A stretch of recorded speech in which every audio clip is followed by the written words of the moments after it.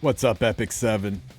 It's a buff event weekend. Every month in October is a buff event weekend. But even if it's not a buff event weekend and you just want to farm some Banshee, I've got a nice guide that's out there to help brand new people with the lowest end gear make a pretty stable Banshee team. But maybe you want to take it to the next level. Maybe you want to do a one-shot. Now, Banshee one-shot is your first introduction to tuning. And boy, do we have to tune a team. To get a Banshee one-shot, especially with low-end gear, it takes a very specific order of turns and attacks, not doing too much damage at some point, but doing enough in others, making sure that units don't cut each other. There's a lot that goes into setting up a Banshee one-shot, but I'm going to show you how to do it, and I'm going to show you how to do it with all level 78 and under gear, including a whole bunch of goblin gear. We're going to make this as easy to gear as possible, even though theoretically this is one of the trickier hunts to gear. So let's just jump right in. Now there's two ways we're going to do this.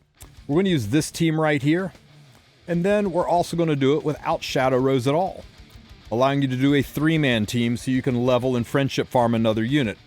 This team right here is about a 80% success rate, right? You have to stick the one defense break with Tieria, so that's an 85% chance to proc, and there is also an ever so slight chance that the mobs at the start of the fight could blind Tieria, making it harder for her to stick her defense break in phase 2, dropping that to a 50% chance on top of the 85% chance. So it does take us down, I'd say, to like an 80-82% success rate, but this is the good part. If we put Shadow Rose in, it goes up to a 97.8% chance to clear. Nearly 98%. It's almost a guaranteed run. So if we can build this team, this is the team to build for efficiency. But if you're just wanting to do some casual farming, definitely do the three-man team. Who cares if you fail once in a while? You're able to power level your units. You're able to power friendship up your units. It's going to save you penguins and all kinds of resources, leveling all of your units up while you are farming one of the more valuable hunts in the game. So I do recommend the three-man team when we're not during a buff event, but when we're during a buff event, you will probably want to run the four-man team just so you can min-max all of your runs. Now let's get into how this fight works. For those of you who are unaware, the Banshee's speeds are known. So I'll put it up right here real quick for you to see. The ads are all 174 speed, and the Banshee herself is 203 speed. Now that's important because we need crackerjack speed tuning on our team. The fastest unit on the team is going to be Tieria. Now we want Tieria to be 5% slower than the Banshee. Well, if you take 203 speed Banshee and divide that by 1.05, 5% slower is 193.3. So to make sure Tieria always goes after the Banshee, we need her at 193 or slower.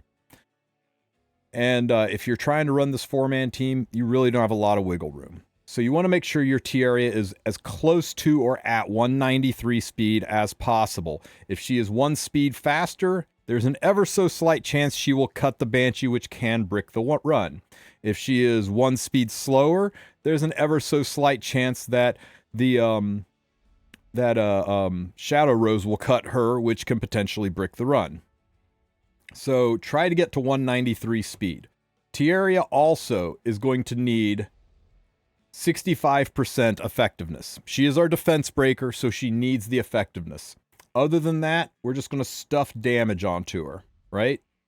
I'm running Tieria without an artifact. You can put an artifact on her and squeeze more damage out of her if you need, but I found that when I put an artifact on mine, she did too much damage, which gets us down to the damage tuning. You see, we got to get the Banshee as close to 70% as possible to set up Bellona's one-shot, but if we take the Banshee below 70%, then the Banshee will push phase and we don't get a chance to do the one-shot.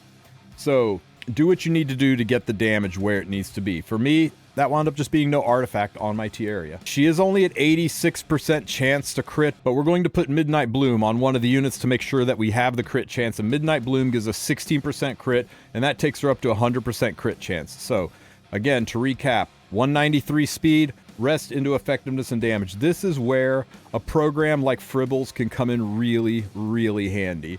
If you plan to run a Fribbles loadout like on this, The way you want to run it is with these presets. 193 speed, minimum and maximum.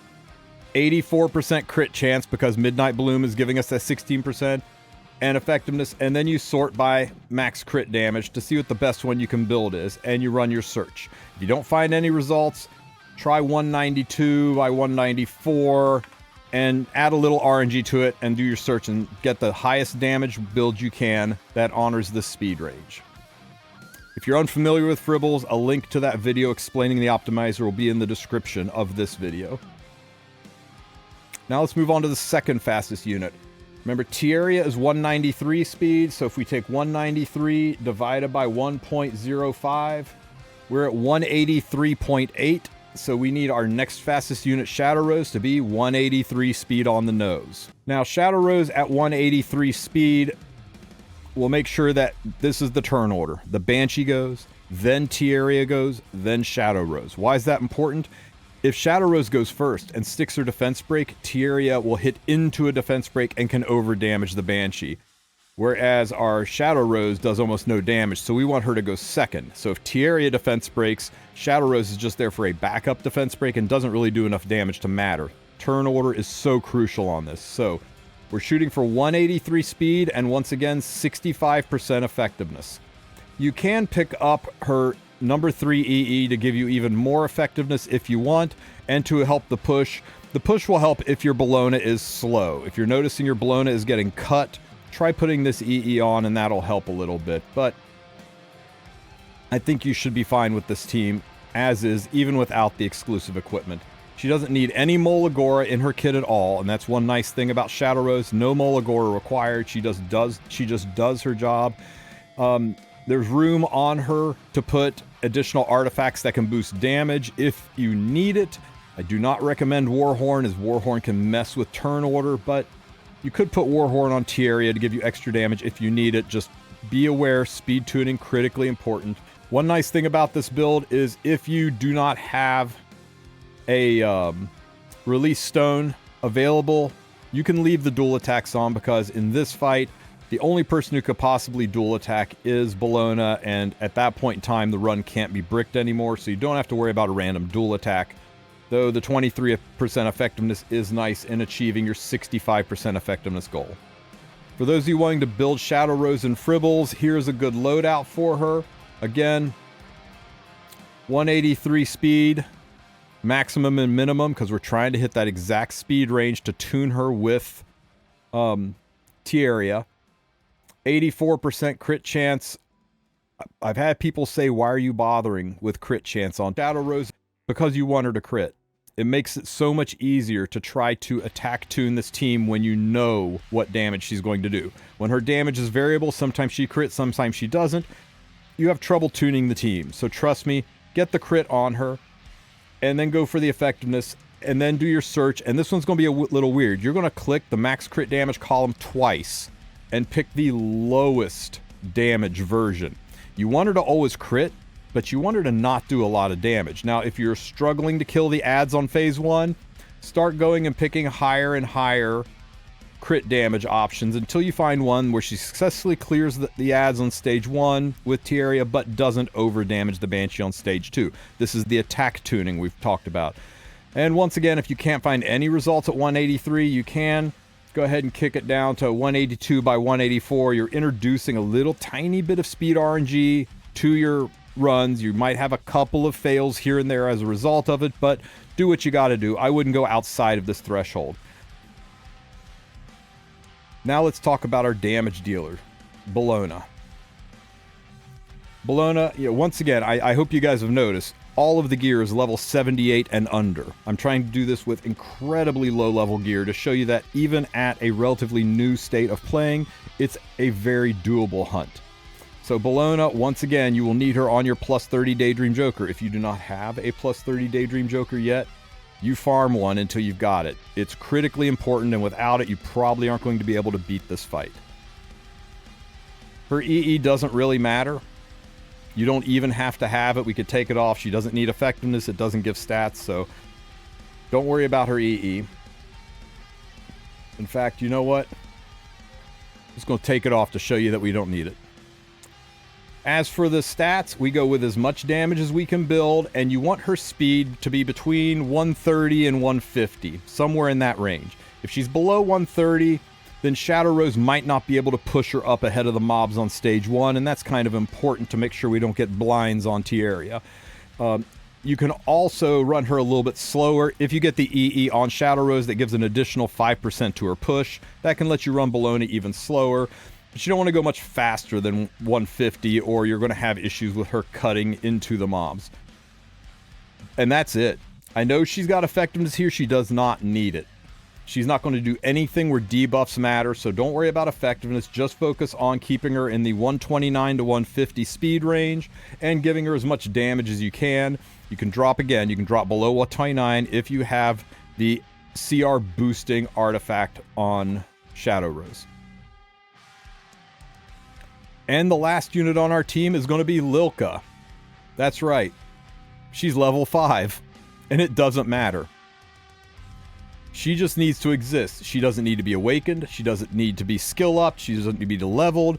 Just Lilka. All she needs is enough bulk to survive the initial single hit from the Banshee, which is going to be really freaking minor, I tell you. And she is here just to carry Midnight Bloom. Now, you can move Midnight Bloom over to Tieria to give Tieria 230 more attack if you need to tune more damage on Tieria. You can even move it onto Shadow Rose if you need to tune just a teeny smidge more damage, you know, extra 100, 150 damage onto Shadow Rose. You can move this artifact around to tune the damage. I did go ahead and imprint her. I had a whole bunch of Lilkas, and that gave me 116 attack to put into the back 2 units, and that let me move units in and out of that back unit to, again, fine-tune the attack. If I was doing too much damage, I could move a unit out of those back 2 slots and a different unit in there. If I wasn't doing enough damage, I could move another unit into there that does damage. It gave me a little bit of leeway and flexibility to perfectly tune my team for damage. All's Lilka needs is to be 5% slower than Bellona. Now, my Bellona was 135 speed. 135 divided by 1.05 is 128.5. So as long as my Lilka is slower than, or is 128 or slower, we're good. And my Lilka is 123. So she will go dead last, and that's where you want her. She doesn't need to do any damage. She doesn't need any effectiveness. She's not even going to hit anything. She is just there to do the push at the end of the fight. Okay. And that's the whole team. Tuned to perfection. Let me scoot my head over here, and we'll go ahead and do a run, and you can see how this works. I'm going to walk through it slowly so you can see the actions. The very first unit to go on full auto is going to be Tieria. She's going to use her S2 skill and do AoE damage to everybody. Because my Shadow Rose is a hair over 5% faster than the adds, she always goes next. She will use her non-attack skill, and that will CR boost the team. And watch what it does to Bellona over here with her CR.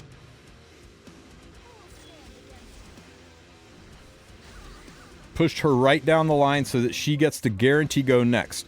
So now the adds have no chance of blinding anybody and bricking our run. Bellona will use her S3 next, and this will give you enough damage to kill all the adds. If you don't kill all of the adds, you need to speed, or you need to damage tune a little bit better. You need to maybe add an artifact to Tieria, something to get you a hair more damage. Now, in the main fight, the Banshee will always go first, right? The Banshee is 203 speed, and we're specifically tuned at 193 speed so that Tieria always goes second. The reason for this is if Tieria goes first, she'll do damage, then the Banshee will attack and heal herself, and it makes it much harder to tune the fight. That's why we wanted the 193 speed on Tieria, so we guarantee that she gets to go second in the turn order. She'll use her S3 skill, which should apply a defense break. There's a 15% chance that the defense break doesn't apply, but we did get it. If it didn't apply, Shadow Rose is ready with her defense break, and her S2 drops in, and we actually stuck both of them. At this point in time, Bellona's going to use her Butterfly Fan skill, and that's going to do damage, and the goal is to not damage the Banshee below 70%. Some of you may choose to not put Molagora in her S2 to make her S2 hit less hard. It makes it easier to tune this, but even if you used a plus 15 selector, or like mine, yours is already at plus 15, you can still tune this. It's a little bit harder to get the damage just right.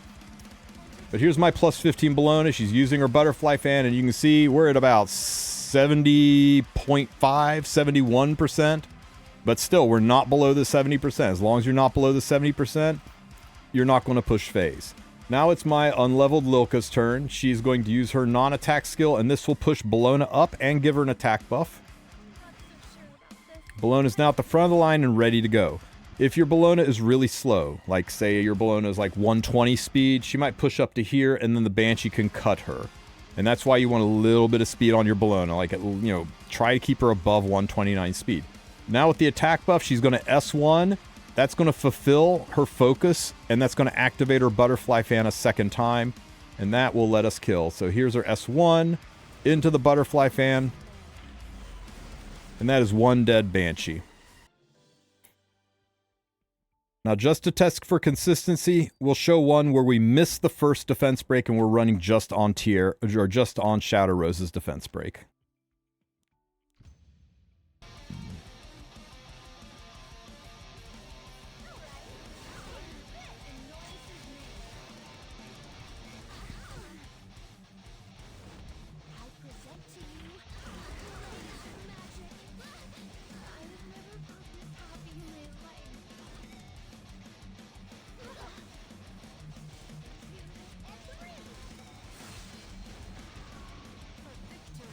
Okay, there we go. Tieria missed the defense break. We only got the defense break from Shadow Rose.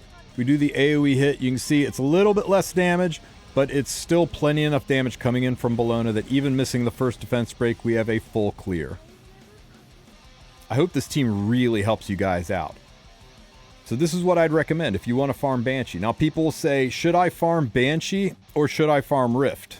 Well, that depends, and there will be a link in the description of this video telling you what you should be farming based on your needs. If you are just in need of gear, all you need is gear, and you're able to farm Rift, Rift will give you substantially more and better gear per stamina than any hunt would. I mean, substantially more. Even if it's taking 2 or 3 runs to clear your Rift, it'll be better. But you're only getting the gear. Hunts give more than just gear. Hunts also pay out Reforge mats. Now I know, Rift pays out Reforge mats too, but Hunts have a chance for a 50 drop of Reforge mats. Rift does not. Plus, Rift's Reforge mats are random. You could get the Banshee mats you need, but you could also get the Golem or Katie's mats you don't need. So if you are hyper-focused on trying to level some gear, right now I couldn't reforge a single piece of Banshee gear. So if I'm farming Rift, I'm getting all this gear and I'm barely getting any reforge mats, and there's no Ice Expedition up right now, so I'm going to struggle to level the gear that I just got.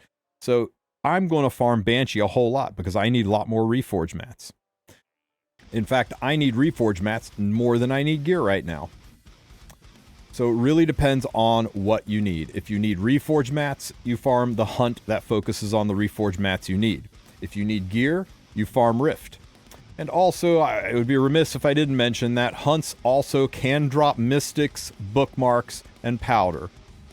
I mean, sure, Skystones and stamina too, but who cares about those, right? These 3 things are what people are looking at. Now, it doesn't drop a lot. Like, if you farm non-stop an entire weekend, you might maybe get 3 or 4 summons on the Mystic banner, and maybe 4 or 5 summons a day, 3 or 4 summons a weekend. I mean, it adds up, right? If you're desperate for pulls, you can get these, and you can't get these at all from Rift. So if that factors in your equation, you do you. The other thing to consider is Rift takes about 1.5 to 2 minutes with the best team to clear. This takes about 40 seconds. You'll be able to do more than double the number of runs in hunts than you will do in Rift. So you will get a larger volume of gear per hour, but Rift you'll get a larger volume of gear per stamina. So that comes down to, do you swipe? Do you buy the Burning Passion packs? Do you buy leaf packs? Do you run this non-stop? Maybe you want to focus on hunts to get the maximum volume of gear and get the reforged mats to level it, and maybe pick up some other stuff while you're at it. But if you're like me and you don't have thousands of leafs sitting in your inbox, then maybe you stick to Rift and get the best amount of gear per stamina. Unless, of course, like me, you need reforged mats, then you farm the hunt that pays the reforged mats that you need. I hope that helps explain it. One is not better than the other intrinsically. It all depends on what you need. Focus on your maximum return on investment. Now, this is something where if you don't have Shadow Rose, that's okay. Let's say we don't have Shadow Rose at all. Shadow Rose is just gone. Can we still do this fight? Well, let's see. But because we're missing our backup defense breaker, we have an empty spot. And with that empty spot, you can put anybody in that empty spot, like this complete buck naked brand new Mortellix.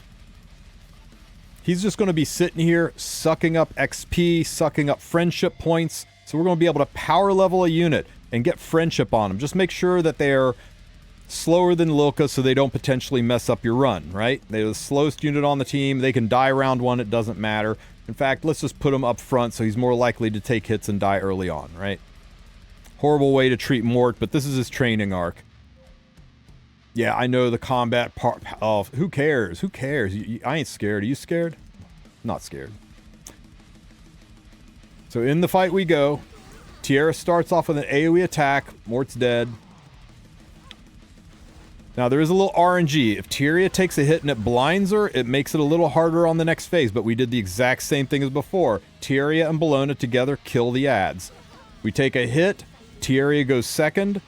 Because she's speed-tuned, she sticks a defense break. We got it. Bellona does her extra slap attacks. Takes us just above the 70% mark. Lilka pushes up. Bellona gets her S1 into the butterfly fan, and the Banshee is dead. And even though Mort died, he still gets the XP, and look at that. Mort is now level 15 for free.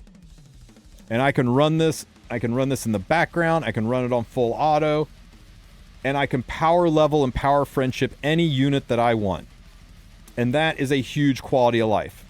Now, this only has, whereas the other team with Shadow Rose had about a 98% success rate, this team has about a 80% success rate. You know, why the difference?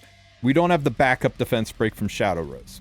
We're relying on Tieria to stick her defense break, and the ads are going to get some shots off, which could blind Tieria, making it even harder for her to stick her defense break. So if she takes a hit, and if she is blinded, and if she misses that 50% coin toss, and if she also gets 15% on her defense break, if all those things happen, the run could fail because you're not going to kill without a defense break. The Banshee's going to split into multiple forms, and they'll kill your team. So I think during a hunt buff event, you definitely want to run the Shadow Rose variant if you have Shadow Rose. If you don't have Shadow Rose, just run the 3-man variant and enjoy leveling your units and enjoy getting the friendship points and enjoy getting all of your loot, all of your reforged mats, all of your gear while you are at the same time leveling up units and not spending penguins to upgrade them. Getting friendships so you can get more Molagora. All these things are so nice. It's such a good quality of life to have a 3-man Banshee hunt team in your back pocket that you can run anytime you want. I'll try to put a link in the video to other Banshee one-shot teams so you can see some higher-end Banshee one-shot teams, but this is the easiest one to get built, and I hope it helps you guys out. Enjoy your hunt buff weekend. Remember, we got one every single week in October. Don't forget to like and subscribe, and you guys have a great rest of your weekend.